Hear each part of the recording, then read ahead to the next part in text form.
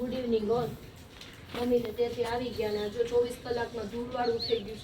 બહારથી એટલી બધી ધૂળ ઉડે છે, એમાં બધા રોડના કામ ચાલ્યા જ કરતા હોય. મને પટપટનો સ્વભાવ એટલે મને ગમે નહીં. થોડું પેલા વાળી લો પછી ઘરમાં પગ મૂકી. વાગ્યા છે 8:45.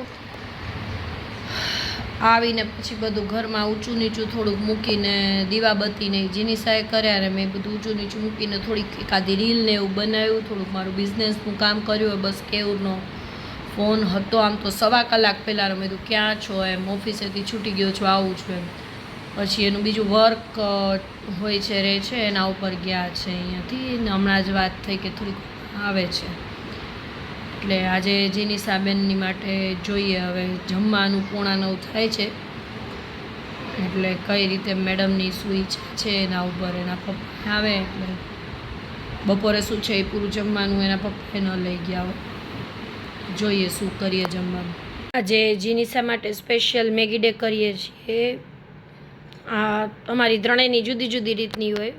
મારી આવી તીખી, જીનીસાની મોળી જેવી, ઓલી એના પપ્પાની તીખી હોય પણ એને ઓછી પડીકા લીધા હોય પણ એટલા ખાસું નહીં.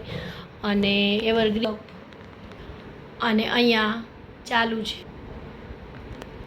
તારક મહેતાની ભૂતિયા સિરીઝ જોઈએ છીએ. જીનીસાબેન નીચે ગયા છે બરફ લેવા. જીનીસાબેન આમાં બરફ લઈ આવ્યા છે.